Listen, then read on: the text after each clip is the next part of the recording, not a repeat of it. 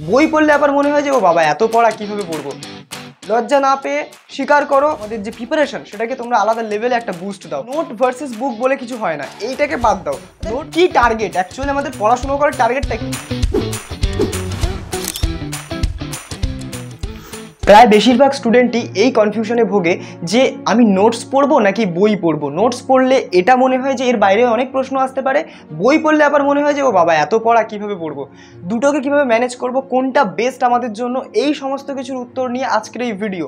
তোমাদের যাদের মধ্যে এই ধরনের দ্বিধাদ্বন্দ্ব আছে, প্রায় প্রত্যেকের মধ্যেই থাকে, তোমাদের মধ্যে থাকাটাও স্বাভাবিক।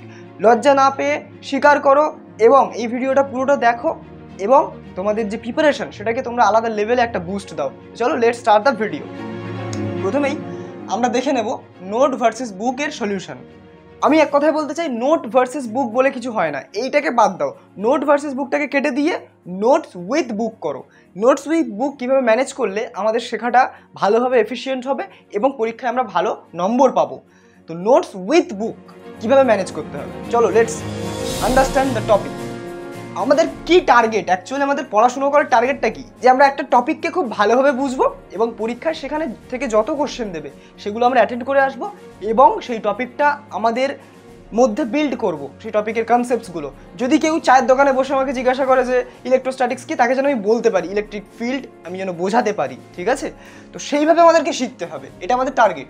তো তার জন্য আমি বলছি তিনটে স্টেপ, এই তিনটে স্টেপে যদি তোমরা এগোও তাহলে তোমাদের যে শেখাটা সেটা আলাদাই লেভেলে যাবে। প্রথম স্টেপ, চ্যাপ্টারের ভূমিকা সহ যে বেসিক লেখাটা আছে, এই একটা জিনিস, একটা তুমি মনে করো কোনো একটা হ্যালো অ্যালকেন হ্যালোয়ারিন চ্যাপ্টারটা পড়ছো, সেই হ্যালো অ্যালকেন হ্যালোয়ারিনের কি বাস্তব প্রয়োগ, কেন সেটা পড়বে, সেটার ভূমিকাটা কি, সেগুলো ভালো করে পড়ো। যে কোনো বই, স্ট্যান্ডার্ড বই তোমরা যদি নিয়ে নাও, ছায়া, সাঁতরা, যা বই পড়বে, দেখবে একদম শুরুতে ভূমিকা বলে একটা অংশ থাকে, সেখান থেকে কিন্তু ধীরে ধীরে ধীরে ধীরে সংজ্ঞা, তারপর সেখান থেকে রিয়াকশন মেকানিজম, সব কিছুতে কিন্তু আস্তে আস্তে আসে। তো তোমরা সেই কোনো একটা চ্যাপ্টারকে শুরু করার আগে সেই পথ অনুযায়ী একদম শুরু থেকে রিডিং পড়বে, কিচ্ছু বোঝার দরকার নেই, এই স্টেপে কেউ কিচ্ছু বুঝবে না, শুধু জাস্ট রিডিং পড়বে, ওকে? এরপরে কি করবে, রিডিং পড়ার সাথে সাথে যেদিন রিডিং পড়ছো তার পরের দিন অথবা সেই দিনই একটা ক্লাস অ্যাটেন্ড করো সেই টপিকটার উপরে। হতে পারে তোমার টিউশন ক্লাস, হতে পারে সেটা ইউটিউবের ক্লাস, হতে পারে সেটা তোমার পেড ব্যাচে নেওয়া কোনো ক্লাস, যা খুশি যে কোনো ক্লাস তোমরা অ্যাটেন্ড করো। অ্যাটেন্ড করলে দেখবে তোমরা যে রিডিং পড়তে গিয়ে বেশ কিছু টার্মিনোলজি, বেশ কিছু নতুন শব্দের সম্মুখীন হয়েছিলে, সেইগুলো যখন স্যার উচ্চারণ করে বোঝাবেন তখন দেখবে সেগুলো তোমার মাথায় ক্লিক করে যাবে এবং তোমার অ্যাটেনশনটা অনেক গুণ বেড়ে যাবে, তোমরা সেটাকে মন দিয়ে শিখতে পারবে। প্রথম স্টেপটা কিন্তু শেখার জন্য নয়, এটা জাস্ট টার্মিনোলজির সাথে পরিচয় হওয়ার জন্য। তারপরে টিচারের হেল্প তো লাগবেই, কেননা একটা সাবজেক্টের কোন জায়গাগুলো বেশি ইম্পর্টেন্ট, সাবজেক্টটা কীভাবে শিখতে হবে সেটা কিন্তু টিচার সব থেকে ভালো জানে, ওকে? তো সেই সাবজেক্টের টিচারের কাছ থেকে সেই চ্যাপ্টারটা পড়লে, পড়ার পরে দেখবে স্যার অনেক ক্লাসে অনেক কিছু বলে, ক্লাস নোটস যাকে বলা হয়, তোমরা যে ক্লাস নোটস বলো, সেই নোটসটাই আমি এখানে লিখেছি, নোটস ভার্সেস বুকে সেই নোটস। তো সেই নোটসটা তোমরা লিখে নেবে খাতায়, কোনো পয়েন্ট বাদ দেবে না। ইউটিউবে পড়ো, যেখানেই পড়ো, স্যার যেটা লেখাবেন বোর্ডে বা যেটা বলবেন সেগুলোকে নোট ডাউন করতে থাকবে, ওকে? আচ্ছা, এবার তুমি কি করবে, বাড়ি এসে সেই জিনিসটাকে তুমি আবার পড়বে, হয় সেদিনই পড়লে খুব ভালো, সেদিনই আবার পড়বে এবং সাথে সাথে বইটা পাশে খোলা রাখবে। সেই নোটসটার যা যা কন্টেন্ট, তুমি শুধু হেডলাইন দেখছো যে কিসের ডেফিনেশন আছে, কেমন কি আছে, ঠিক আছে, সেই ডেফিনেশনগুলো বই থেকে পড়ছো, স্যারের নোটস লেখানো জিনিসপত্রগুলোই তুমি বই থেকে পড়ছো এবং এই স্টেজে দেখবে অনেক নতুন জিনিস পাবে যেগুলো স্যার ক্লাসে করাননি, সেগুলোর মধ্যে অনেকটাই কিন্তু তোমরা নিজেরা পড়লে করতে পারবে। অন্যগুলো যেহেতু তোমরা করা হয়ে গেছে, তোমাদের ক্লাসে বুঝে গেছো চ্যাপ্টারের কনসেপ্ট, তাই অন্য জিনিসপত্রগুলো, ধরো একটা চ্যাপ্টারে 5টা এক্সাম্পল দেওয়া আছে, তো সেই 5টার মধ্যে হয়তো স্যার একটা কি দুটো করিয়েছেন, তোমরা বাকি এক্সাম্পলগুলো নিজেরা করতে পারবে, নিজেরা বুঝতে পারবে যেগুলো, সেগুলো ঠিক আছে? তো সেগুলো বুঝবে, বোঝার চেষ্টা করবে, অসুবিধা হলে স্যারকে তো পাঠাবেই, ঠিক আছে? তো এই জন্যই তো স্যাররা ডাউট সেকশন খুলে রাখে যে হ্যাঁ তোমরা তোমাদের ডাউট হলে বলবে, এই কারণে, ওকে? তো সেই জিনিসগুলোতে ডাউট হলে স্যারকে জানাবে, জানানোর পরে বইটাও পড়ে নিলে, নোটসটাও পড়ে নিলে, এটা করার পরে তোমরা নিজেদের একটা কম্বো নোট বানাবে, যেটা ভীষণ ভীষণ গুরুত্বপূর্ণ। থার্ড স্টেপ, এটা ভীষণ ভীষণ গুরুত্বপূর্ণ। কম্বো নোট না বানালে অনেক চাপে পড়তে হবে, পরীক্ষার সময় বিশেষ করে প্রচুর চাপে পড়তে হবে। কেন আমি বলছি, শর্ট নোটটা তোমরা বানাচ্ছ, এটা তোমাদের কম্বো নোট, এখানে তোমাদের কী কী ইনক্লুড থাকবে, স্যারের যে নোটটা সেটাকে যতটা শর্টে পারো তুমি লিখবে এবং এটা করার একটা পদ্ধতি আছে, মানে যাতাভাবে করলে হবে না। তুমি একটা কাজ করবে, একটা চ্যানেল ফাইল নেবে, চ্যানেল ফাইলের মধ্যে মোটামুটি একটা চ্যানেল ফাইলে 3-4টে চ্যাপ্টারের কম্বো নোটস একসঙ্গে তুমি সেখানে রাখবে, ঠিক আছে? A4 পেজে। তো কি হবে, প্রত্যেকটা A4 পেজে তুমি তোমার নোটস, শর্ট নোটসটাকে লিখছো এবং হয়তো দেখা যাবে যে 1 মাস পরে সেই চ্যাপ্টারে নতুন একটা কোনো কনসেপ্ট শিখলে, যদি তুমি খাতায় লিখতে তাহলে সেটাকে ওখানে অ্যাড করতে সমস্যা হতো। যেহেতু তুমি A4 পেপারে লিখছো, তাই একটা এক্সট্রা A4 পেপারে সেই নতুন কনসেপ্টটাকে, যেটা তুমি নতুন শিখলে, সেটাকে লিখে তুমি ওই A4 পেপারের মধ্যে সেটা দিতে পারবে। ওকে, তো এটা হচ্ছে আমাদের বিষয়, শর্ট নোট বানানোর টেকনিক।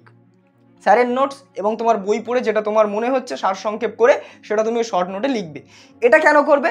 কেননা পরীক্ষার আগে গোটা বই পড়া সম্ভব নয়, বা স্যারের নোটস পড়া কিন্তু সম্ভব নয়। পরীক্ষার আগে one shot revision, quick revision করার জন্য কিন্তু এই নোটসটা ভীষণ ভীষণ গুরুত্বপূর্ণ। এর সাথেই আরও একটা জিনিস বানাবে, সেটা হচ্ছে তোমাদের কোশ্চেন বুকলেট। কোশ্চেন বুকলেটটা ভীষণ গুরুত্বপূর্ণ।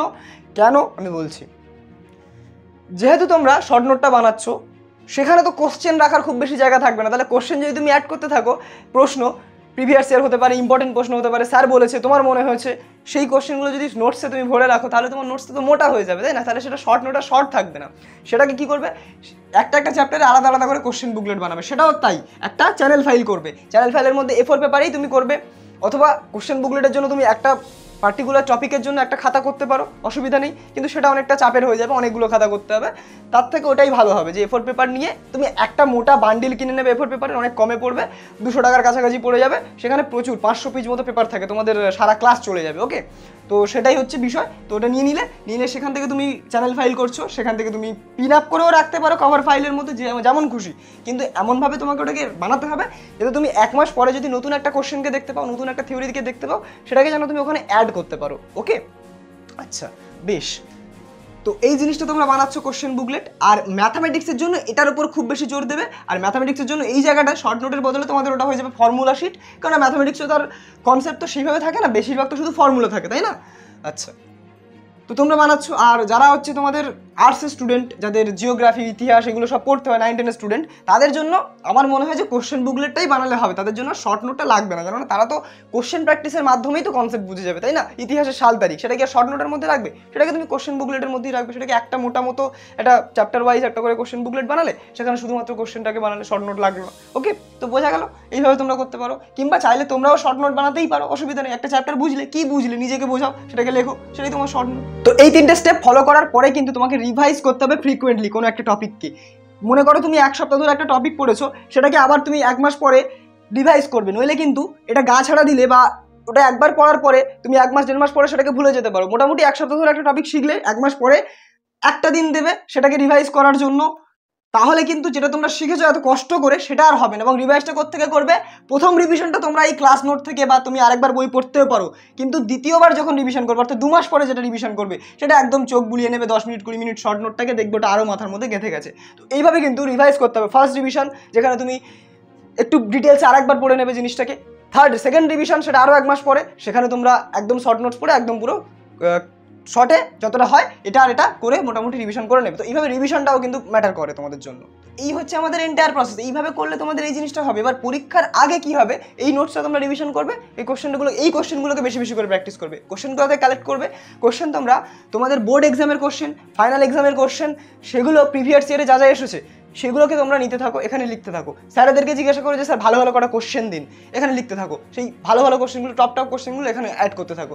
খুব সহজ কোশ্চেন যেগুলো তোমরা দেখলেই পেরে যাচ্ছ, ওগুলো দেখার দরকার নেই, কারণ ওগুলো এমনি তোমরা পারবে। ওকে, যেগুলোতে একটু সমস্যা হচ্ছে, একবার করতে গিয়ে বেঁধে যাচ্ছ, সেগুলো এখানে অ্যাড করো। আর দেখবে পরীক্ষার আগে কি হয়, অনেকের অনেক সমস্যা দেখা দেয়, অনেকের অনেক টেনশন হয় যে আমি পারবো কি পারবো না, প্রোক্রাস্টিনেট করো। পরীক্ষার 1 মাস আগে থেকে যদি এটা করতে থাকো, তোমাদের পরীক্ষা তো এফেক্ট পড়বে, তাই না? তাই জন্য তোমরা কিন্তু সেটা করবে না। আমাদের উপরে একটা আই বাটনে একটা ভিডিও আসছে, সেটা দেখবে। ওখানে আমি 5টা কি 6টা টিপস বলেছি, সাইন্টিফিক মেথড বলেছি, যেগুলোকে ইউজ করলে, হ্যাবিটগুলোকে পরীক্ষার আগে ইউটিলাইজ করলে তোমাদের পরীক্ষার আগে যত টেনশন আছে সেগুলো কিন্তু কমবে, এবং সেটা কিন্তু সাইন্টিফিক্যালি প্রুভেন টেকনিক্স। তো তোমরা ওই আই বাটনের ভিডিওটা ক্লিক করে ওই ভিডিওটা অবশ্যই দেখবে। আর একটা সমস্যা তোমাদের হয়, সেই সমস্যাটার সমাধান আমি বলছি। পরীক্ষার আগে, বা পরীক্ষার আগে না হোক এমনি বছরের মাঝখানে পড়া তোমরা করো না, জমে যায়, 1 মাস 2 মাস পড়া করো না, গা ছাড়া দিয়ে থাকে। তো সেই জমে থাকা ব্যাকলগ কিভাবে ক্লিয়ার করবে, বা কিভাবে পড়লে কোনো ব্যাকলগ জমে না, সেটা নিয়েও আমি একটা ভিডিও বানিয়েছি। সেটা তোমরা এই স্ক্রিনে দেখতে পাচ্ছ। তাড়াতাড়ি ওটাকে ক্লিক করো, এক্ষুনি ওটা চলে যাবে, তাড়াতাড়ি ক্লিক করে ওটা দেখে নাও, অ্যান্ড এই টেকনিকটাকে ফলো করো। Wish you all the best. তোমাদের পরীক্ষা, তোমাদের প্রিপারেশন খুব ভালো হবে।